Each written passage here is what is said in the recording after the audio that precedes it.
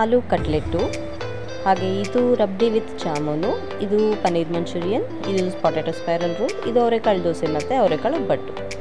So ಏನಪ್ಪ ಬರೀ ತಿಂಡಿಗಳನ್ನೇ ತೋರಿಸ್ತಾ ಇದ್ದೀನಿ ಅಂತಿದ್ದೀರಾ? ಸೊ ಈ ಪ್ಲೇಸ್ ನೋಡಿದ್ರೆ ನೀವು ಆಲ್ರೆಡಿ ಗೆಸ್ ಮಾಡಿರ್ಬೋದು. ನಾನು ವಿ ವಿ ಪುರಂನಲ್ಲಿರುವಂತಹ ಫುಡ್ ಸ್ಟ್ರೀಟ್ ಅಥವಾ ಚಾಟ್ ಸ್ಟ್ರೀಟ್ ಅಂತ ಕೂಡ ಕರೀತಾರೆ, ಈ ಪ್ಲೇಸಲ್ಲಿದ್ದೀನಿ ಅಂತ. ಸೊ ಇಲ್ಲಿ ಸ್ಟಾರ್ಟಿಂಗಲ್ಲಿ ಎಂಟ್ರಿ ಆಗ್ತಾ ಇದ್ದಂಗೆ ಕಂಪ್ಲೀಟ್ ಬರೀ ಫುಡ್ ಸ್ಟಾಲ್ಸೇ ಕಾಣಿಸುತ್ತೆ ನಿಮಗೆ.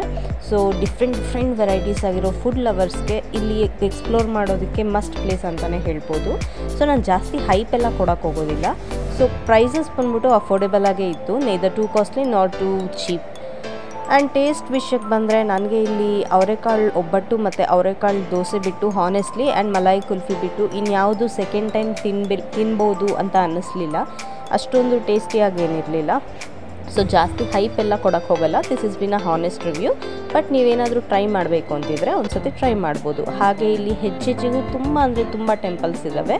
ಸೊ ನೀವೇನಾದರೂ ಜಸ್ಟ್ ಒನ್ ಡೇ ಔಟಿಂಗ್ ಥರ ಏನಾದರೂ ಸುತ್ತಬೇಕು ಅಂದ್ಕೊಂಡಿದ್ರೆ ಸೊ ಟೆಂಪಲ್ ರನ್ ಮುಗಿಸ್ಕೊಂಡು ಬಂದು ಇಲ್ಲಿ ನನ್ನ ತಂದ ಎಂಜಾಯ್ ಮಾಡ್ತಿದ್ದಾನೆ ನೋಡಿ, ಈ ಥರ ಫುಡ್ನ ಎಂಜಾಯ್ ಮಾಡ್ಬೋದು.